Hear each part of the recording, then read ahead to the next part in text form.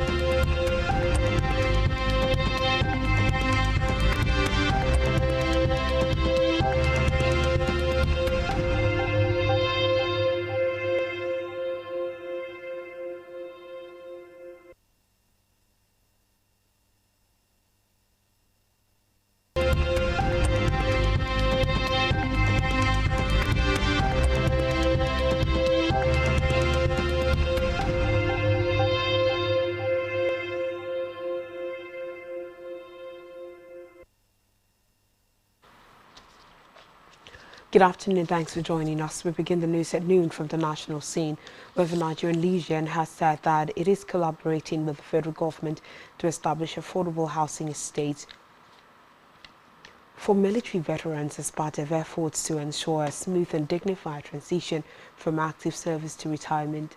The national chairman of the Legion, Grace Henry, who disclosed this while speaking to journalists on the sidelines of the wreath-laying ceremony to mark the 2026 Armed Forces Celebration and Remembrance Day held in Abuja, said the initiative is aimed at ensuring that no retired personnel were left without a home after years of dedicated service to the nation.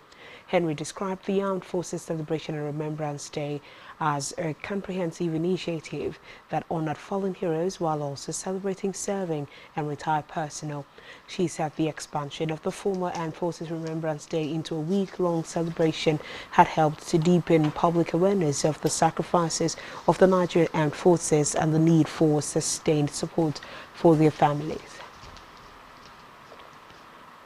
From the Red Chambers, the Senate has given an assurance that Nigeria is working assiduously to rebuild its reputation perception on the global stage. Deputy President of the Senate, Senator Jibrin Baru, made the clarification during the official presentation of the first Nigeria Reputation Perception Index Report 2025, organized by the Nigerian Institute of Public Relations at the National Assembly Complex in Abuja. While describing national reputation as a strategic asset in an increasingly interconnected world, the lawmaker commended the development of a data-driven framework for assessing Nigeria's image across critical sectors. According to him, independent reports were essential for effective lawmaking and oversight. However, the Senate leader cautioned that reputation must be anchored on lived realities. He pledged legislative support for reforms that promote transparency, unity, and social justice. Even out of the grain chambers, where the federal government has said that President Bola Tinubu's agricultural policies are now yielding positive results across the country. The Deputy Speaker of the House of Representatives, Benjamin Kalu, made the remark while delivering the opening address at the General Assembly of the All Farmers Association of Nigeria, AFAN, held in Abuja. Kalu pointed out that the removal of fuel subsidies by President Tinubu in 2023 redirected billions of naira toward agricultural mechanization, input distribution, and rural infrastructure. He further stated that the declaration of a national state of emergency in food security, the formation of the Agricultural Promotion Policy App, the Presidential Fertilizer Initiative (PFI), and other key economic policies of the current administration are now demonstrating real results in key zones. The Deputy Reps leader therefore urged farmers across the country to drive an agricultural revolution through local processing and export-oriented production, which according to him would accelerate economic diversification. On security matters, Nigeria's Minister of Defense General Christopher Musa, retired, has explained that recent United States military airstrikes in Sokoto State were aimed at halting the growing threat posed by Lokawara, which he described as a fast-expanding and highly dangerous armed group. Musa said Lakawara represents an emerging security threat that authorities are determined to neutralize its efforts in order not to escalate into a major insurgency. He said the primary objective of the operation was to prevent the group from spreading further and destabilizing more communities. Speaking in a live broadcast, the former defense chief noted that while security forces are still battling established threats, it is crucial to confront new ones early to prevent them from becoming more entrenched. Elsewhere, the Chief of Army Staff, Lieutenant General Wide Shaibu, has called for deeper strategic cooperation between the Nigerian Army and security challenges. The COAS made the call when the United States Defense Attaché to Nigeria, Lieutenant Colonel Samira Moore, paid him a courtesy visit at the Army headquarters in Abuja. Lieutenant General Shaibu commended the United States government for its enduring partnership and sustained support to the Nigerian Army, noting that the Nigerian Army has benefited significantly from American military professionalism and institutional expertise. In her remarks, Lieutenant Colonel Moore expressed appreciation for the cordial and mutually beneficial relationship between the two armies. She reaffirmed her commitment to strengthening existing ties while exploring new areas of collaboration, particularly in capacity building, intelligence sharing, and joint operational planning. In another development, Rivers State House of Assembly has vowed to continue with the impeachment process against Governor Siminalayi Fubara and his deputy Ngozi Odo. The lawmakers who addressed a live press conference in Port Harcourt accused Fubara of blackmail, saying he lacked the trust needed to address the crisis rocking the oil-rich state. They accused the governor of infringing on the 1999 Constitution, saying the Parliament was left with no other choice but to apply their legislative power by impeaching him from office. The lawmakers also claimed that the governor and his deputy had resorted to impeaching the Parliament. Back on the home front, Akwa Ibom State Governor Pastor Omoino yesterday announced a comprehensive economic empowerment package aimed at improving the livelihoods of widows of fallen military, police and paramilitary personnel through sustainable income-generating initiatives. Governor Inahu made the announcement during the 2026 Armed Forces Remembrance Day ceremony held at the cenotaph of Dordamo Avenue, Uyo, said as part of the initiative, the state government will construct 150 lock-up stores comprising 100 for widows of fallen military personnel and 50 for widows of deceased police officers and other paramilitary operatives.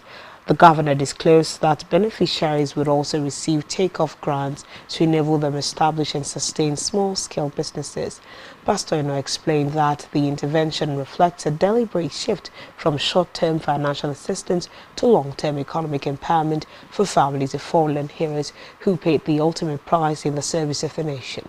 According to Governor Eno, Construction of the lock-up stores will commence immediately after the relevant service formations make land available for the project. He added that the coordinator of the Office of the First Lady, the Ministry of Women Affairs and the Bureau of Cooperatives will jointly coordinate and supervise the project to ensure prompt and timely delivery.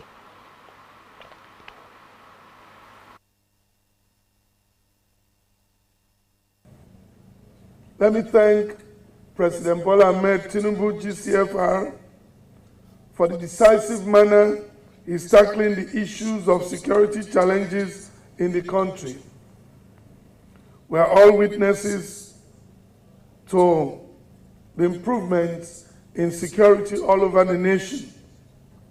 Here in Akwa Ibom State, we'll continue to celebrate the peace we have been enjoying. We'll continue to pay glowing tributes to our service commanders, men and officers of the security agencies for working collaboratively to ensure that they keep our state and our borders safe.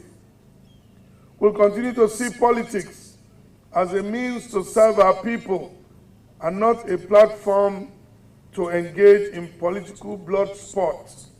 This year, based on our desire to provide a more sustainable and enduring welfare package for those whose loved ones paid the ultimate price. We want to move beyond just donating money to giving the widows a livelihood. And so we commit to building 100 lock-up stores for the widows of the military, 50 lock-up stores for the widows of the fallen police officers and other paramilitary personnel. That will make 150 lock-up stores. On completion. Speaking on national unity and politics, the governor urged leaders to continue to see politics as a platform for service rather than bloodshed, commending chairmen of political parties for personally attending the remembrance event. He expressed optimism that leaders across party lines would continue to embrace politics of ideas, development and peaceful engagement.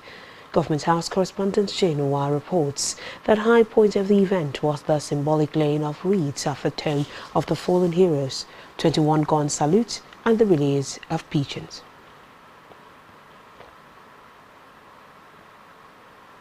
We move now to Africa, where the United Nations has warned that food aid in Sudan is at risk of running out by the end of March unless urgent new funding is secured, threatening millions in what is already the world's largest hunger crisis.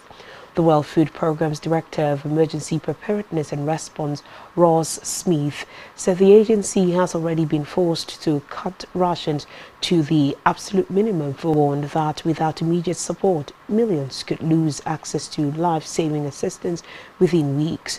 According to the UN, more than 21 million people, nearly half of Sudan's population, are now facing acute food insecurity, adding that famine has been confirmed in El Fasher, the capital of North Darfur, and in Kadugli, a neighboring Kordofan, both heavily affected by fighting. Reports say after nearly 3 years of civil war between Sudan's army and the paramilitary Rapid Support Forces, humanitarian corridors have deteriorated sharply. Tens of thousands of people have been killed and around 11 million displaced by the fighting. On the foreign scene, Canadian Prime Minister Mark Carney has met Chinese leader Xi Jinping in Beijing as they announced a new strategic partnership among key concessions. The two leaders have agreed that China will lower tariffs on Canadian canola seed, while Canada will allow 49,000 Chinese EVs into its market. Carney's visit comes after almost a decade of strained ties between Ottawa and Beijing. Meanwhile, President Xi said there has been a turnaround of ties between China and Canada since both leaders met at a summit in November last year. Still on the foreign scene, United States President Donald Trump has threatened to invoke the rarely used Insurrection Act to quell unrest over federal immigration enforcement operations in Minneapolis. He threatened to send in troops following a night of protest and vandalism in the Minnesota city after an agent shot a man in the leg. The Department of Homeland Security reportedly said an officer opened fire after he was attacked by 3 Venezuelan nationals with a shovel and broom handle. Reports say tensions have been running high in Minneapolis since an immigration agent fatally shot Rennie Nicole Good, 37, last week, sparking nationwide protest.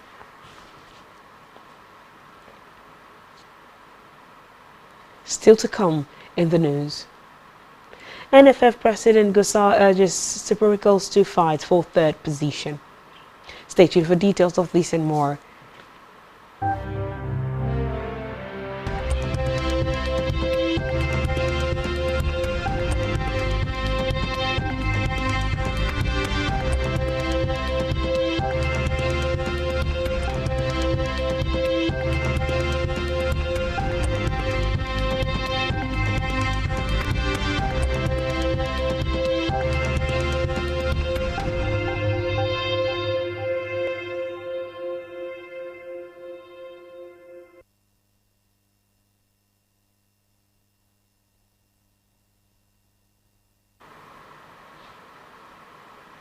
Welcome back and thanks for staying tuned in now to the rest of the news stories. On our business news, Nigeria's headline inflation rate eased to 15.15% in December 2025, capping a year marked by slowing price pressure and early signs of stabilization across key sectors of the economy. The National Bureau of Statistics attributed the December figures in part to a review of the Consumer Price Index methodology aimed at better reflecting current economic realities.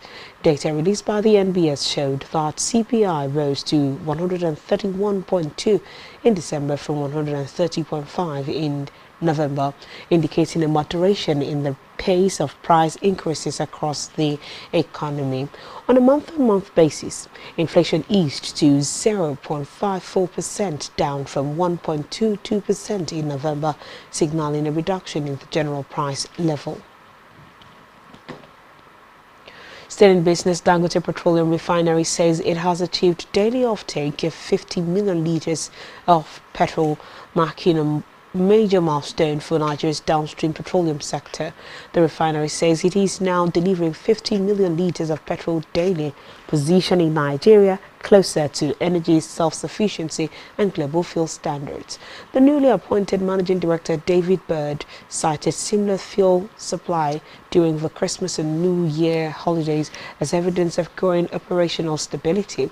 He explained that while demand fluctuates, particularly on weekends, the refinery remains confident it can sustain volumes and export surplus when necessary. On our health news, to ensure the availability of safe blood in its blood banks, the Lagos State government has renewed efforts to strengthen voluntary blood donation and close existing supply gaps, with a target of collecting 250,000 units of blood annually. The Lagos State Blood Transfusion Service disclosed this during its 2026 Blood Donor Mobilizer Stakeholders Engagement. The Commissioner for Health, Professor Akin Abayomi, said Lagos, with an estimated population of 30 million, requires between 200,000 and 250,000 units of blood annually. He stated that about 141,000 units, only 70% of the target, were collected in the last cycle, commending residents who voluntarily donated to save lives. Now to the world of sports, where President of the Nigeria Football Federation, NFF Ibrahim Gusau, has urged the Super Eagles to go all out for a win against the Pharaohs of Egypt. The Super Eagles lost 4-2 on penalties to host Atlas Lions of Morocco in the semi-final in Rabat on Wednesday. Eric Shell's side will now battle the Pharaohs of Egypt for 3rd position at the Stade Mohamed Casablanca on Saturday. Gusau said it is important for the Super Eagles not to dwell too much on the loss to Morocco. Still in sports, Barcelona beats Racing Santander to reach the quarterfinals of the Copa del Rey. Lamine Yamal wrapped up the win in stoppage time when he converted a cross from Rafinha at the far post. Barca had dominated possession without finding a way through until substitute Fermin Lopez played a wonderful pass through the Santander backline and Torres rounded goalkeeper Joaquin Exeter to slot in. Santander are top of the second division in Spain and hoping to return to La Liga next season for the first time since 2012. On entertainment news, Nigerian music stars Ayra Starr, Davido, Wizkid and Tiwa Savage have been nominated for the 2026 Mobile Awards, spotlighting Nigeria's strong presence on the global black music stage. The nominations were announced yesterday as organizers unveiled contenders across 20 categories ahead of the awards ceremony, which will be held on March 26, 2026 at Co-op Live in Manchester. The event marks the first time the Mobile Awards will be hosted in the city.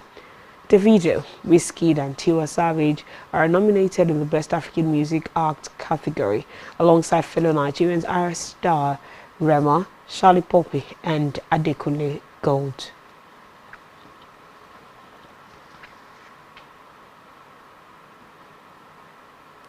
And that's all we have on the news bulletin at this time. Do well to follow us on social media, subscribe to our YouTube channel, all of which you can find at our website, SpectrumTVLive.ng. This has been Spectrum Television News at 12. I am Uyai Imem. Thanks for watching. Do enjoy the rest of your day and happy weekend.